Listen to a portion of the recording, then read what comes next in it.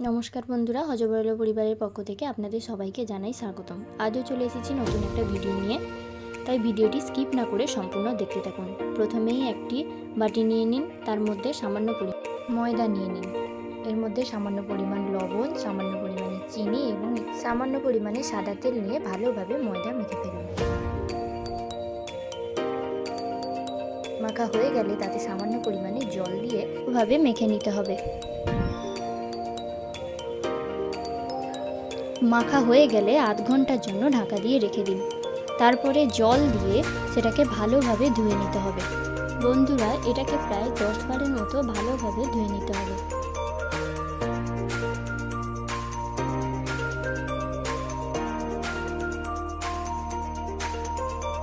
এরপর ছোট ছোট গোল গোল করে বলের মতো আকারে তৈরি করে নিতে হবে।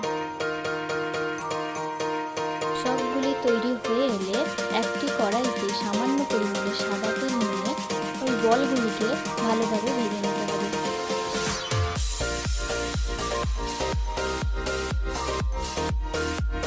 হালকা লাল লাল হয়ে এলে ওই বলগুলিকে তুলে নিতে হবে।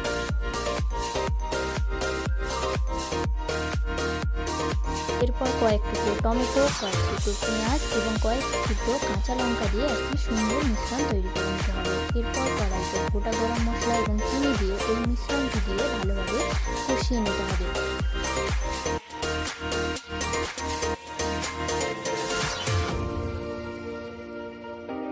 একটি পাত্রে সামান্য পরিমাণ জল নিয়ে তার মধ্যে 1 চামচ লঙ্কা গুঁড়ো, 1 চামচ হলুদ গুঁড়ো, 1 চামচ চিনি দিয়ে ভালোভাবে একটি মিশ্রণ তৈরি করে নিতে হবে। ওই মিশ্রণটি ওই কষানো মশলার মধ্যে দিয়ে ভালোভাবে মিশিয়ে নিতে হবে।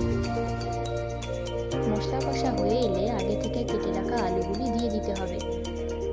এরপর আগে থেকে ভেজে রাখা ময়দার বড়াগুলিকেও দিয়ে ভালোভাবে মিশিয়ে নিতে হবে। এরপর সামান্য পরিমাণ জল ও লবণ দিয়ে ভালোভাবে নেড়ে নিতে হবে। 20 মিনিটের জন্য ঢাকা দিয়ে রেখে দিন। এরপরে গরম গরম লুচি কিংবা পরোটার সঙ্গে পরিবেশন করে অসাধারণই রেসিপি। বন্ধুরা, ভিডিওটি ভালো লাগলে লাইক, কমেন্ট, শেয়ার এবং সাবস্ক্রাইব করতে ভুলবেন না। আবারও দেখা হচ্ছে নতুন একটি ভিডিওতে।